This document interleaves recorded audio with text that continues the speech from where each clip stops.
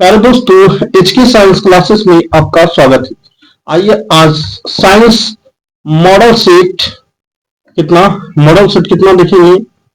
ये 43 देखेंगे। ठीक, आइए पहला क्वेश्चन क्या कर रहा है। मलेरिया के संबंध में कौन सा कथन सत्य नहीं है। कौन सा नहीं है, तो इसमें ए ऑप्शन सही नहीं। क्या कर रहा है, यह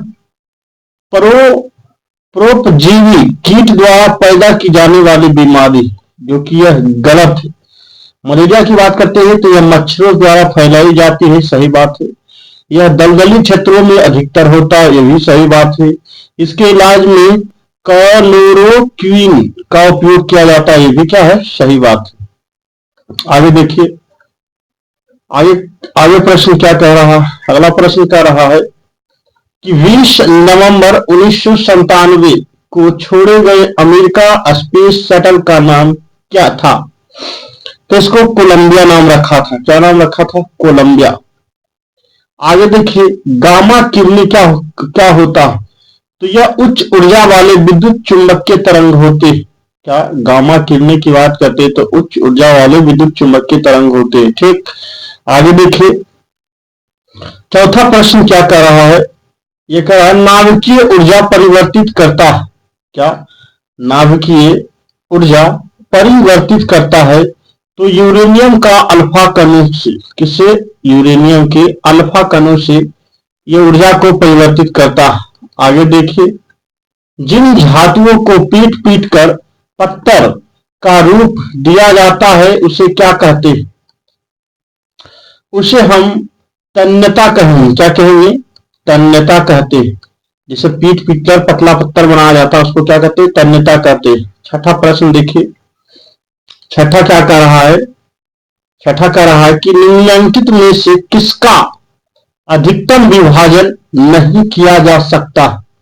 किसका नहीं किया जा सकता है, तो ये अणु को, क्या अणु को अधिकतम विभाजित नहीं किया जा सकते। आगे देखिए, निम्नलिखित में कौन सूर्य की परिक्रमा में सबसे कम समय लेता। तो यह पृथ्वी लेता है। क्या लेता है, पृथ्वी। आगे देखिए, आठवां प्रश्न क्या कर रहा है कि एक उत्प्रेरक क्या है। तो यह रासायनिक प्रतिक्रिया की दर को घटा या बढ़ा सकता है। क्या एक उत्प्रेरक क्या कर सकता है, तो रासायनिक प्रतिक्रिया की दर को घटा या बढ़ा सकता है। आइए आगे देखते हैं। पित्त का उत्सर्जन होता है, किसमें होता है। नौवां प्रश्न क्या कर रहा है कि पित्त का उत्सर्जन होता है, तो ये होता है यकृत में। किसमें होता है, यकृत में होता है। किसमें होता है, यकृत में होता है। ठीक, प्रकाश रासायनिक प्रतिक्रिया।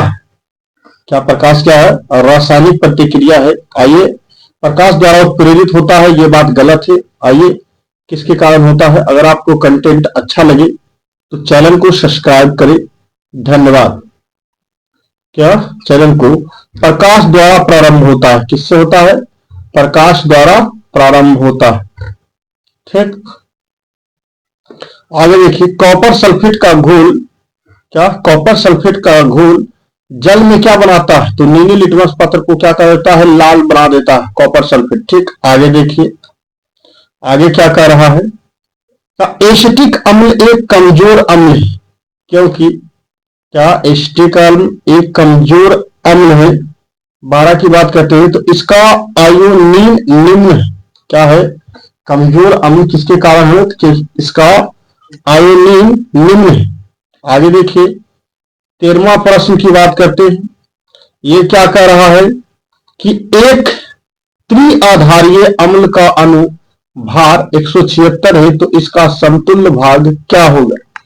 13वां प्रश्न की बात करते हैं तो ये 58.66 होगा। क्या होगा, 58.66 होगा। आगे देखिए, तांबे की मिश्र धातु को क्या कहते हैं। क्या तांबे की मिश्र धातु को हम क्या कहते हैं, तो इसको हम पीतल कहते हैं। क्या कहते हैं, पीतल कहते हैं। ठीक, आगे देखिए, चित्र खींचने में जिस धातु को हेड क्या हैलाइड का प्रयोग होता है उसको क्या कहते हैं? 15वां प्रश्न की बात करते हैं तो इसको हम चांदी कहते हैं। क्या कहते हैं? चांदी कहते हैं। आगे देखिए, क्या आगे देखिए 16वां प्रश्न क्या कर रहा है कि हृदय रोग क्यों अधिक मात्रा में नहीं लेना चाहिए?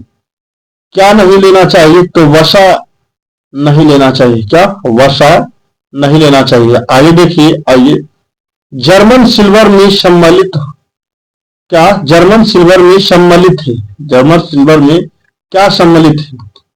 तो कॉपर, जिंक एंड निकल। क्या? Copper, zinc and nickel German silver में मतलब है सम्मिलित है। ठीक। आगे देखिए, आगे देखिए 18वां प्रश्न की बात करते हैं। सीसा संचायकों में प्रयुक्त अम्ल क्या होता है? तो H2SO4 होता है। क्या? सीसा संचायक की बात करते हैं, वे प्रयुक्त अम्ल क्या होता है? H2SO4 होता है। आइए आगे देखते हैं। 19 की बात करते हैं। निम्नलिखित में किसमें कोबाल्ट होता? 19 की बात करते हैं तो क्या किसमें कोबाल्ट होता? आइए देखिए, क्या किसमें कोबाल्ट होता? तो इसमें विटामिन B12 में क्या होता है? कोबाल्ट होता। पृथ्वी के भूपटल में सर्वाधिक क्या पाया जाता? तो पृथ्वी के भूपटल में सर्वाधिक ऑक्सीजन पाया जाता। आगे देखिए, आगे क्या कह रहा है? जीव विज्ञान का पिता किसे कहा जाता? तो इसको अरस्तु को कहते हैं। ठीक। आगे देखिए, यहां देख लेते हैं, क्या अरस्तु को कहते हैं? किसको कहते हैं? अरस्तु को कहते हैं। बी ऑप्शन इसका क्या होगा? करेक्ट होगा। 21 का 21 का क्या होगा? बी ऑप्शन क्या होगा? करेक्ट होगा। अरस्तु को कहते हैं। आगे देखिए, सबसे विशाल जीवित स्तनपायी किसको कहते हैं? 22वां प्रश्न के तो नील व्हेल था, तो व्हेल को कहते हैं। ठीक। आगे देखिए 23वां प्रश्न क्या कह रहा है? 23वां प्रश्न कह रहा है कि बर्फ पर चलते समय किसी को सरकने से बचने हेतु छोटे कदम से चलना पड़ता है, क्योंकि क्षुद्रतर कदम निश्चित करता है।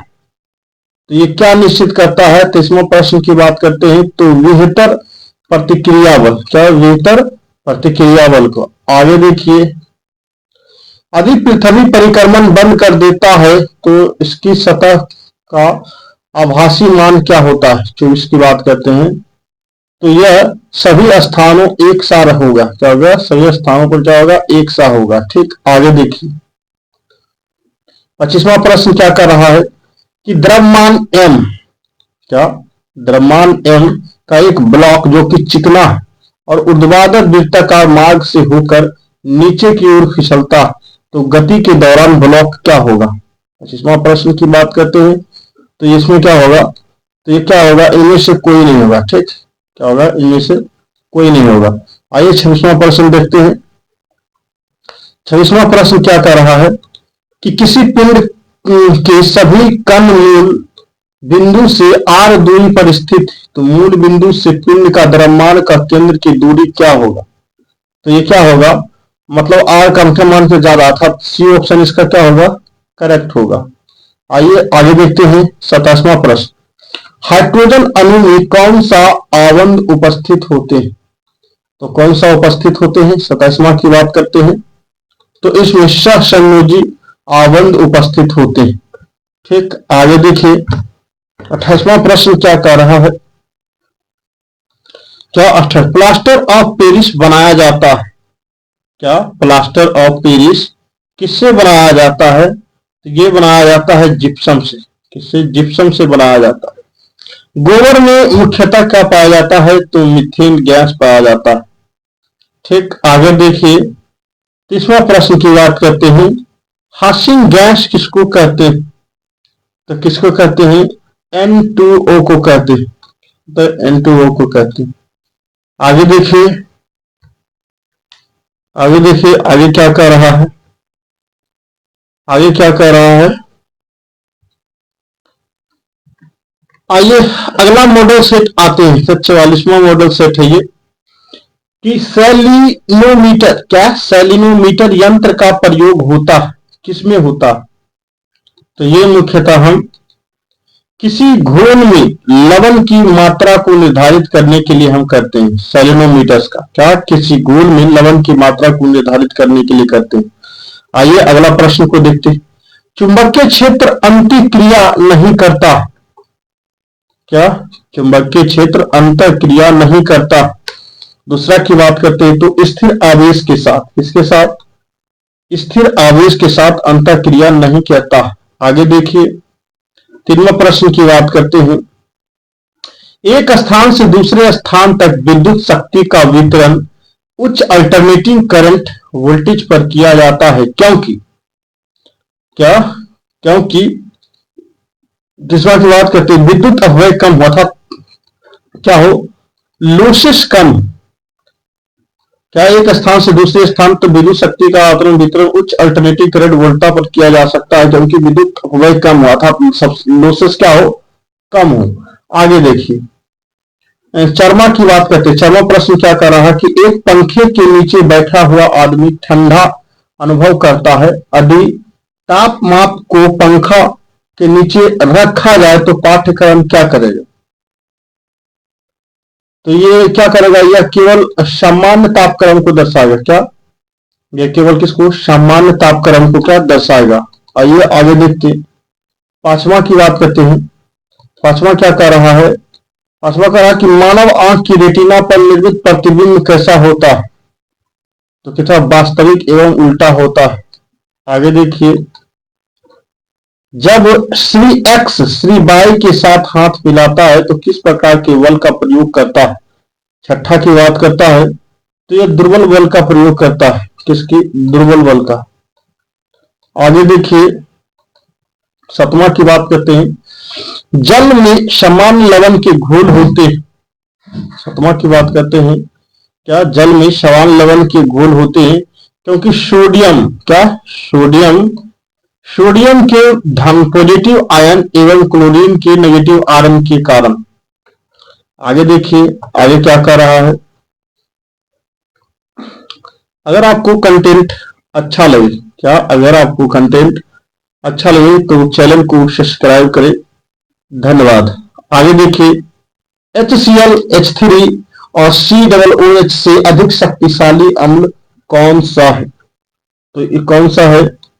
तो यह H प्लस आयन उत्पन्न करने हेतु संपूर्ण आयनित हो जाते हैं, अर्थात बी ऑप्शन क्या है?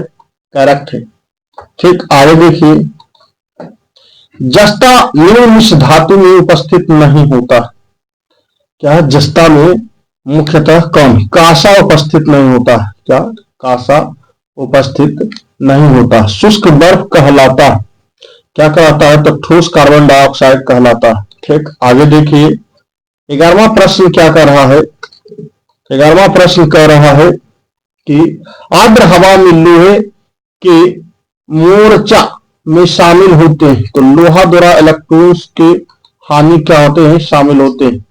ठीक था, डी ऑप्शन करेक्ट है। आगे देखिए, 12वां प्रश्न क्या कर रहा है? एक धातु जिसे लौह के साथ मिलाकर स्टेनलेस स्टील बनाया जाता है उसे क्या कहते हैं? तो इसको क्या कहते हैं? 12वां प्रश्न की बात करते हैं तो इसको हम क्रोमियम कहते हैं। ठीक, निम्नलिखित में कौन सा अलौह धातु? 13वां प्रश्न की बात करते हैं तो इसको अल्युमिनियम कहते हैं। ठीक, आगे देखिए, 14वां की बात करते हैं। निम्नलिखित में कौन सा रासायनिक अभिक्रिया नहीं? क्या? रासायनिक अभिक्रिया नहीं। 14 की बात करते हैं तो जल को लवण का घुलना। क्या? जल का लवण का घुलना क्या रासायनिक प्रक्रिया नहीं है। ठीक, आगे देखिए, 15वां प्रश्न क्या कर रहा है? 15वां प्रश्न कह रहा है कि विकासशील उन्नत फसलों के संस्करण का उपयोगी होता है। 15वां की बात करते हैं तो क्या है? तो इसका करेक्ट ऑप्शन क्या होगा? सी होगा, अर्थात जीनों का अनुकूल सम्मिलित उत्पादन करने के लिए। आगे देखिए, निम्नलिखित फसलों में से किसमें सबसे अधिक प्रकाश संश्लेषण की सक्रियता होती है? आइए देखते हैं किसमें सबसे ज्यादा प्रकाश संश्लेषण की सक्रियता होता। यहाँ ऑप्शन दे रखा है कपास। क्या? कपास, गन्ना, गेहूं एंड धान की बात करता। ठीक, आइए देखते हैं तो इसका गन्ना में, किसमें? गन्ना में सबसे ज्यादा प्रकाश संश्लेषण अवस्था होती है। ठीक, आगे देखते हैं, मानव शरीर में दीर्घतम अंतःस्रावी ग्रंथि को क्या कहते हैं? तो इसको हम अब2, जिसको थायराइड भी कहते हैं। ठीक, आगे देखिए 18वां क्वेश्चन, रेडियम प्राप्त होता है, क्या 18वां की बात करते हैं, किससे? पिच ब्लेड से। क्या पिच ब्लेड से रेडियम प्राप्त होता है? आगे देखिए, निम्न में से कौन सा शाब्दिक अस्थाई तत्व, की बात करते हैं, तो शीशा क्या है? सबसे अस्थाई तत्व। आगे देखिए 20 की बात करते हैं, जल में घुलते समय CO2 गैस उत्पन्न करता है, क्या उत्पन्न करता है? तो यह दुर्बल अम्ल को उत्पन्न करता है। क्या? दुर्बल अम्ल को क्या करता है? उत्पन्न करता है। आगे देखिए, सिरका में क्या होता है? सिरका की बात करते हैं, तो सिरका में एसिटिक अम्ल होता है। कौन सा अम्ल होता है सिरका में? सिरका में एसिटिक अम्ल होता है। कौन सा अम्ल होता है?